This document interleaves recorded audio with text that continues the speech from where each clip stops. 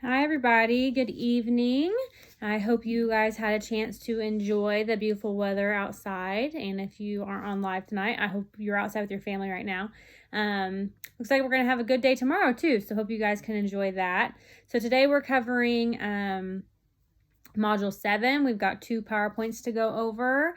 Also, I want to mention real quick that I am going to change the due date for the Chapter 7 quiz, so I will update that tonight when I load these recordings.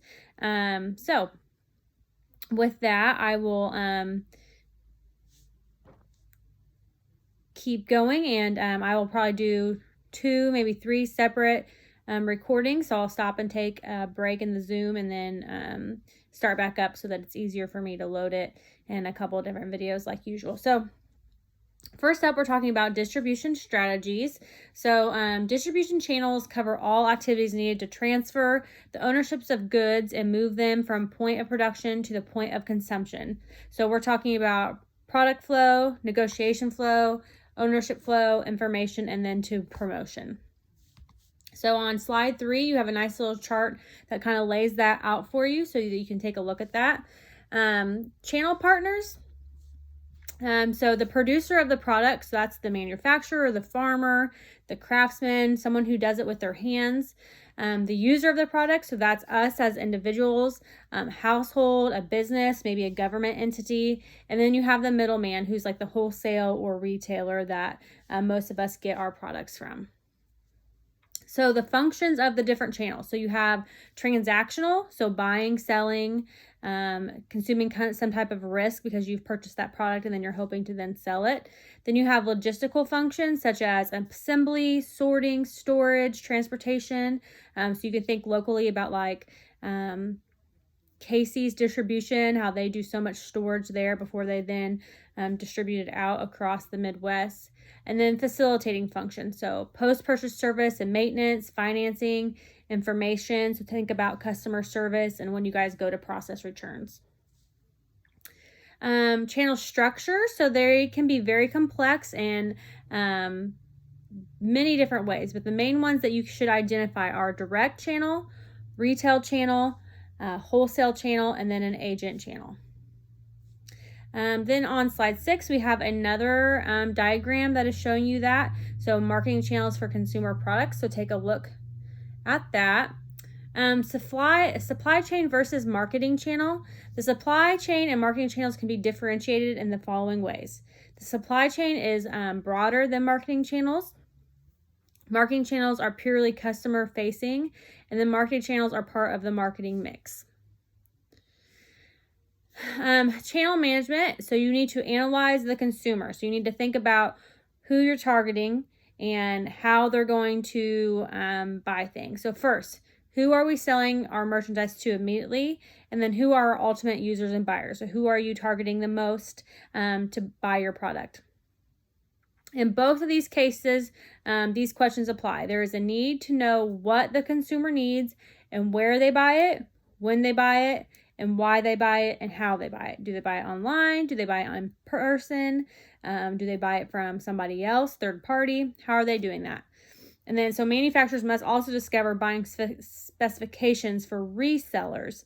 So does it have to be a certain price point? Do they have to order a certain amount? Those types of things. Oh, my slides just went a little crazy on me, so hold on real quick. Okay, so we're on slide 10. Channel objectives. What must the channel achieve? So some examples of that are growth in sales by reaching new markets or increasing the existing market, maintenance or improvement of the market share, achieve a pattern of distribution by a certain time, place, and form, or reduce costs or increase profits by increasing an efficient channel. Specifying distribution tasks. So what does the channel need to perform? Does it need store inventory, delivering goods, provide credit, handle products? Evaluate and select channel alternatives. So like any process we've talked about, it's good to evaluate what's happening or how things are going, and then kind of decide if that's the best route or if there's a different way that you should go. So 4 considerations to take into account: the number of levels, intensity at various levels. We're talking about the channels. Types of intermediaries at each level, and then application of selection criteria to channel alternatives. So in addition, it's important to decide who will be in charge of those selected channels. So somebody at your company has to kind of oversee that process to make sure that all the work that you've put in to your marketing, now that your product is being out for distribution, making sure it's getting out where it needs to be so that all those marketing efforts are coming to fruition. All right, so evaluating the channel performance. So channel members are independent business firms rather than employees, and activities under its control, these firms may be reluctant to change their practices. So you can't control how they do business inside their distribution center or company once you give them their product. So you have to decide whether you're happy with how they do things or if you're not happy with how you do things. But you have no way of changing how they do things internally. So that's something to keep in mind when you're thinking about your product, is once you give it to that distribution channel, really your hands are kind of tied. They say they're going to do something, or you feel they do a certain way, but it's going to really be in their hands, and you have to trust their process and their management from there. Okay, so approaches to support third-party sales success. It's important to understand and align incentives between the two companies. Provide exceptional sales support. So even if your distribution is outsourced, make sure that you are still providing really good support. So Amazon is a great example of this, right? It's easy to do returns, no problems, no questions asked. They have all kinds of ways that you can do that. And then create a demand for your product. So that's the goal, right? We want to sell a lot. We want there to be high demand. Common service outputs. So special convenience. Can I get a product at a near location where I want it? Time of availability.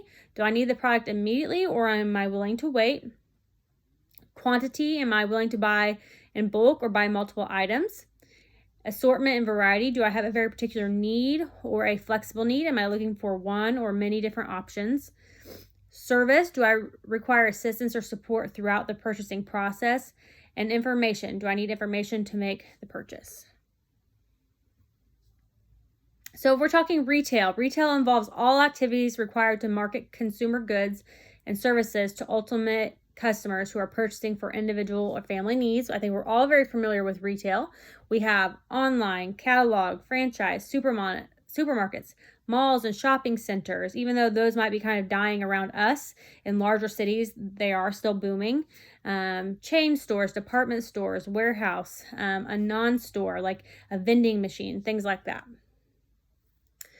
So online sales are growing, but still under 10%. So while we've seen a big drop in retail, it still is doing okay, just maybe not around us. Retailers create a shopping experience.